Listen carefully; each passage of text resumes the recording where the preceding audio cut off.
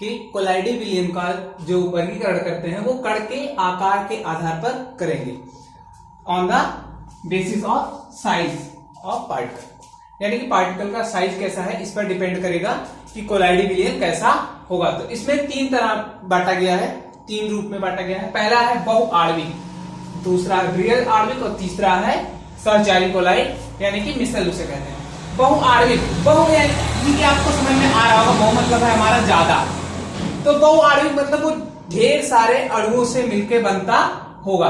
तो इसमें होता क्या है कि जो उसके कण रहते हैं पहले वो बहुत छोटे छोटे रहते हैं और वे एक साथ मिल करके जो उनकी रेडियस होती है वो कोलाइडी विलियन के जो प्रावस्था थी हमारी उसके आकार के बराबर बना लेती है और वो कोलाइडल विलियन बन जाता है। उसे क्या कहते हैं? माइक्रोमोलेकुलर कोलाइडल विलियन।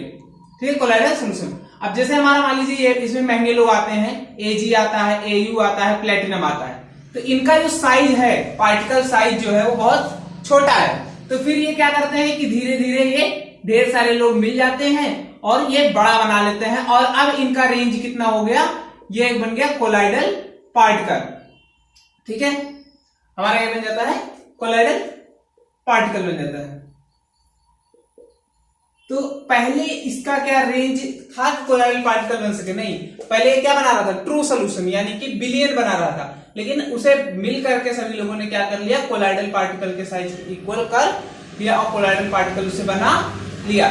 ठीक है, तो बहुआण्विक में आप लिखेंगे कि किसी पदार्थ के छोटे छोटे कण मिल करके एक ऐसा आकार बना लेते हैं जो कोलाइडल पार्टिकल यानी कोलाइडी कण के बराबर हो जाता है और वे कोलाइडी विलियन बना लेते हैं, को बहुआण्विक कोलाइडी विलियन कहते हैं। बृहद आणविक कोलाइडी विलियन क्या होता है इस पर देख लेते हैं। बृहद मतलब पहले ही पता है कि बड़ा, तो ये पहले से उसी आकार में रहते हैं जिससे आकार में इन्हें रहना चाहिए, यानी कि कोलाइडल विलियन के आकार में पहले से रहते हैं। इसमें हमारे आते हैं सस्ते लोग यानी कि प्रोटीन आ जाता है, उसके बाद आता है हीमोग्लोबिन,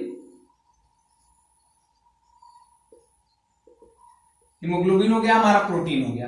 ठीक है, ये पहले से ही कोलाइडी विलियन के जो कण होते हैं उसी आकार में रहते हैं। तो इसमें आप लिख लेंगे कि ऐसे कोलाइडी विलियन जिसमें पदार्थ के कण पहले से ही उस आकार में रहते हैं जितने आकार के कोलाइडी कण होते हैं, बृहद आणविक कोलाइडी विलियन कहलाता है। अब तीसरा है सहचारी कोलाइड, एसोसिएटेड कोलाइड। अब एसोसिएटेड कोलाइड थोड़ा सा डिफरेंट है इसमें और इसमें, बस बहुत थोड़ा सा, ज्यादा नहीं। इसमें क्या था कि इसमें मिलके कोलाइडी पार्टिकल के इक्वल बनाए थे, इसमें भी वैसा ही होगा, लेकिन इसमें होता क्या है कि पहले ही नहीं बना लेंगे, एक कंसंट्रेशन होगा, एक सांद्रता होगी, जब उतना पार्टिकल हम मिला देंगे तभी जाके वो हमारा मिलेगा, यानी कि बड़ा होकर कोलाइडी विलियन बनाएगा। इसमें हमारा मुख्य रूप से आता है साबुन। साबुन ऐसा हमेशा करते हैं, साबुन हो या फिर सर्फ की बात हो तो ही वो ऐसा करते हैं। अब देखिए ये करते क्या है कि मान लीजिए छोटे छोटे पार्टिकल रहते हैं, अब छोटे छोटे पार्टिकल है दूर दूर हैं, लेकिन जब जगह कम हो जाए यानी कि सांद्रता हम बढ़ा दें, बहुत ज्यादा पार्टिकल डाल दें, तो क्या होगा, जगह कम हो जाएगी इनके बीच की, और जगह कम हो जाएगी तो ये जुड़ जाएंगे, और जुड़ जाएंगे तो क्या होगा, ये इतना बड़ा पार्टिकल बना लेंगे जितना बड़ा कोलाइडी पार्टिकल होता है। ठीक है, ये हमारा कोलाइडी पार्टिकल बना लेगा। अच्छा एक बात बताइए, कोई ऐसी सांद्रता होगी जिस पर वो इतना बड़ा पार्टिकल बना रहा होगा, तो जिस सांद्रता पर ये इतना बड़ा पार्टिकल बनाता है उसे कहते हैं CMC, क्रिटिकल मिसल कंसंट्रेशन, यानी कि क्रांतिक मिसल तापमान, सॉरी सांद्रता।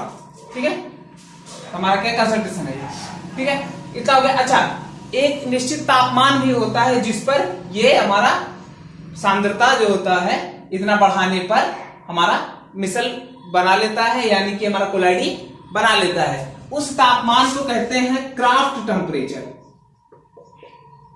ठीक है, यानी कि क्राफ्ट तापमान। तो CMC क्या होता है हमारा, क्रिटिकल मिसल कंसंट्रेशन, यानी कि जितना इतना वो कम से कम सांद्रता जितना कि उसमें हो जाए बिलियन में, तो जाके वो हमारा कोलाइडी विलियन बना लेगा।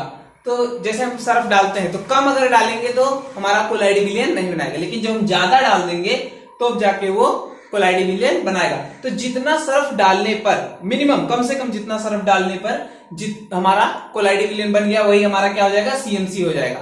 ठीक है। अच्छा, सीएमसी सबका अलग अलग होगा, किसी का थोड़ा सा डालोगे तो ही बना लेगा कोलाइडल, और किसी का ज्यादा डालोगे तो तब भी नहीं बनाएगा, बहुत लेट बनाएगा। तो वो तो सर्फ की कंपनी के आधार पर डिपेंड करता है, अभी उसमें भी हम बात करेंगे। तो और उसके लिए टेम्परेचर भी एक होना चाहिए, ये नहीं कि बहुत ज्यादा हाई या बहुत ज्यादा लो कर दें तो हमारा मिसल बनेगा नहीं।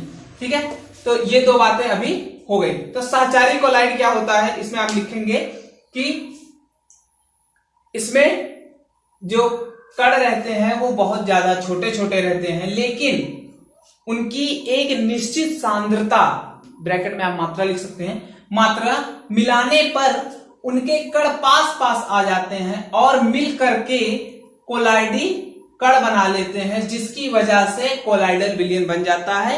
इसे सहचारी कोलाइड या मिसेल कहते हैं, मिसेल कहते हैं। ये हमारा इतना हो गया। अब इसके आगे आप लिखेंगे कि जिस सांद्रता पर, यानी कि पदार्थ की जितनी मात्रा मिलाने पर हमारा कोलाइडी विलयन बनता है, उस मात्रा को उस पदार्थ का सीएमसी यानी कि क्रांतिक मिसेल सांद्रता या क्रिटिकल मिसेल कंसंट्रेशन कहते हैं। यह क्रिया जिस तापमान पर होती है उसे क्राफ्ट टेम्परेचर यानी कि क्राफ्ट तापमान कहते हैं। अब देखिए भैया, इतना हमारा हो गया। अब बात करते हैं जिस हमारा आता है इसका वर्क क्या होता है।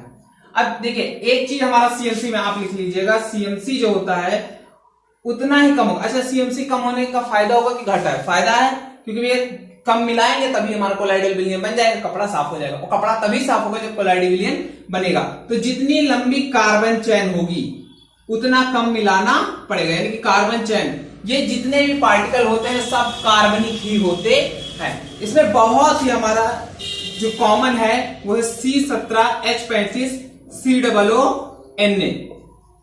अब देखिए, Na हमारा पॉजिटिव हो जाएगा, ये हमारा निगेटिव हो जाएगा। इसमें हमारा दो पार्ट होता है निगेटिव वाले में, एक ये छोटा वाला पार्ट और एक ये होता है हमारा। ठीक, तो ये वाला जो पार्ट होता है ये द्रव विरागी होता है, यानी कि द्रव से प्रेम नहीं करता है, और ये वाला द्रव रागी होता है, ये जो होता है द्रव से प्रेम करता है। अच्छा, ये सब एक साथ जुड़े हुए हैं, ये निगेटिव है, एक साथ जुड़े रहेंगे, पॉजिटिव वाला भी तो उसके साथ जुड़ा ही रहेगा। ठीक है, तो ये करते क्या है, इनका वर्क फंक्शन हम देख लेते हैं, या फिर आप कहेंगे कि मिसेल की क्रिया विधि, हेडिंग आप डाल सकते हैं, मिसेल की क्रिया विधि। तो ये किस तरह काम करते हैं इस पर हम बात करेंगे। अब देखिए, ये जो हमारा पार्टिकल होता है, जो द्रव विरागी होगा वो द्रव से दूर भागेगा, और जो द्रव रागी होगा वो द्रव के पास आना चाहेगा। तो मान लीजिए कोई कपड़ा है, कोई कपड़ा ये हमारा है। अब इसको हमने पानी में भिगो दिया तो H2 पास में घूम रहे हैं, ऐसे H2 के पार्टिकल हमारे आसपास घूम रहे होंगे। अब इसमें हमने सरफ मिला दिया, देखिए सरफ के भी पार्टिकल घूम रहे हैं। सरफ के पार्टिकल घूमने का मतलब क्या हो गया, ये घूम रहा है, अब ये घूम रहा है और ये कह रहा है भाई मैं पानी से प्रेम नहीं करता, तो पानी से दूर भागेगा। और यहाँ तेल है, अच्छा आपको पता होगा तेल के पास पानी नहीं जाता है, तो तेल के पास ये जाके बैठ जाएगा, C17H35 वहां जाके बैठ जाएगा।